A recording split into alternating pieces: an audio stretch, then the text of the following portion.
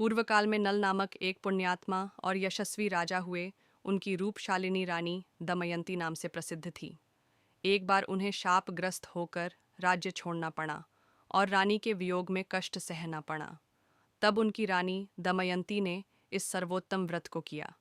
पार्वती जी ने पूछा कि हे पुत्र, दमयंती ने किस विधि से इस व्रत को किया और किस प्रकार व्रत के प्रभाव से 3 महीने के अंदर ही उन्हें अपने पति से मिलने का संयोग प्राप्त हुआ। इन सब बातों को आप बतलाइए। श्री कृष्ण जी ने कहा कि हे युधिष्ठिर, पार्वती जी के ऐसा पूछने पर बुद्धि के भंडार गणेश जी ने जैसा उत्तर दिया उसे मैं कह रहा हूँ, आप सुनिए। श्री गणेश जी कहते हैं कि हे माता, राजा नल को बड़ी बड़ी आपदाओं का सामना करना पड़ा। हाथी खाने से हाथी और घुड़साल से घोड़े का अपहरण हो गया। डाकुओं ने राजकोष लूट लिया और अग्नि की ज्वालाओं में घिरकर उनका माल भस्मसात हो गया। राज्य को नष्ट करने वाले मंत्री लोगों ने भी साथ छोड़ दिया। राजा जुए में सर्वस्व गंवा बैठे। उनकी राजधानी भी उनके हाथ से निकल गई। सभी ओर से निराश और असहाय होकर राजा नल वन में चले गए। वन में रहते समय उन्हें दमयंती के साथ अनेक कष्ट झेलने पड़े। इतना होते हुए उनका रानी से वियोग हो गया।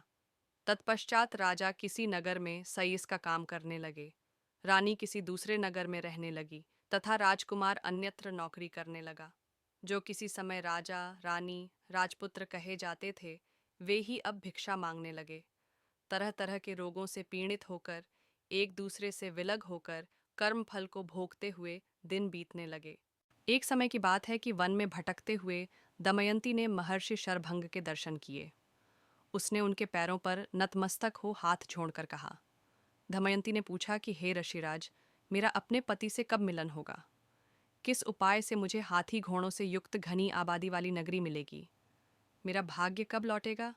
हे मुनिवर, आप निश्चित रूप से बतलाइए। श्री गणेश जी कहते हैं कि दमयंती का यह उत्तम प्रश्न सुनकर शरभंग मुनि ने कहा कि हे दमयंती, मैं तुम्हारे कल्याण की बात बता रहा हूँ, सुनो। इससे घोर संकट का नाश होता है। यह सब कामनाएं पूर्ण करने वाला एवं शुभदायक है। भादो मास की कृष्ण चतुर्थी संकटनाशन कही गई है। इस तिथि को नर नारियों को एक दंत गजानन की पूजा करनी चाहिए।